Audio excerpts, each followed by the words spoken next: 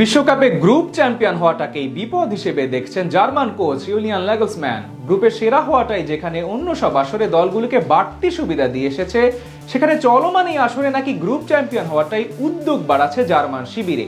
কি সেই কারণ যাতে চারবারের বিশ্ব চ্যাম্পিয়নরা ই গ্রুপ থেকে চ্যাম্পিয়ন হয়েও বেকায়দায় পড়েছে, সেটাই জানবো রিপোর্টে। বিশ্বকাপের গ্রুপ পর্বে সবার লক্ষ্যই থাকে গ্রুপে চ্যাম্পিয়ন হওয়া, কেননা গ্রুপে সেরা হলে নকআউট পর্বের শুরুতে অন্য গ্রুপের শীর্ষ দলগুলোকে এড়ানো যায়, যা সুবিধাজনক মনে করে দলগুলোর কোচেরা। তবে চলমান 2026 বিশ্বকাপের নকআউট সূচি নিয়ে জার্মান কোচ জুলিয়ান নাগলসম্যান করলেন এবারে এক গুরুতর অভিযোগ, যা নিয়ে রীতিমতো হইচই পড়ে গেছে গোটা ফুটবল দুনিয়ায়। জার্মানি কোচের মতে গ্রুপ সেরা হওয়া যে বাড়তি ঝামেলার কারণ হয়ে দাঁড়াবে তা তিনি কখনোই ভাবেননি। তার ভাষায়, বর্তমান ফরম্যাটে গ্রুপ চ্যাম্পিয়ন দলগুলো একদিক থেকে কিছুটা সাজাই পাচ্ছে।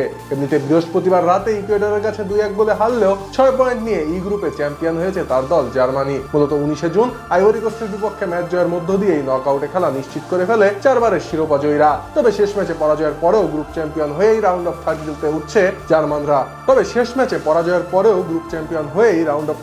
উঠছে জার্মানরা। যেখানে এখন পর্যন্ত রাউন্ড অফ 32-তে তাদের প্রতিপক্ষ চূড়ান্ত হয়নি, কেননা নতুন ফরম্যাটে তৃতীয় স্থানধারী 8টি দলও নকআউটে খেলবে, যে কারণে অনেক গ্রুপের প্রতিপক্ষ চূড়ান্ত হতে শেষ মুহূর্ত পর্যন্ত অপেক্ষায় থাকতে হবে। জার্মানির ক্ষেত্রে এই একই পরিস্থিতি তৈরি হয়েছে।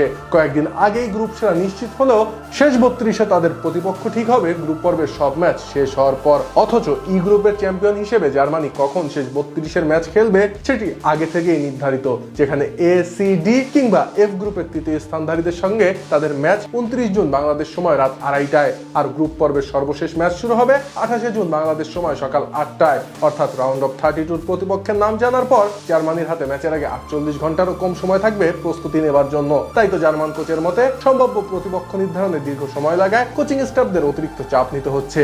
এ বিষয়ে ইকুয়েডর ম্যাচের পর নাগলসম্যান বলেন, আমার মনে হয় গ্রুপের শীর্ষে থাকা দলগুলো কিছুটা শাস্তি পাচ্ছে। আমরা সম্ভাব্য প্রতিপক্ষগুলো কোচিং স্টাফদের মধ্যে ভাগ করে দিয়েছি। আমি 3-4টি ম্যাচ দেখেছি, বিশ্লেষক দলও একই কাজ করেছে, কিন্তু শনিবার রাত কাটানোর এর চেয়ে ভালো উপায় নিশ্চয়ই আছে। সামনে আমাদের নির্ঘুম রাত অপেক্ষা করছে।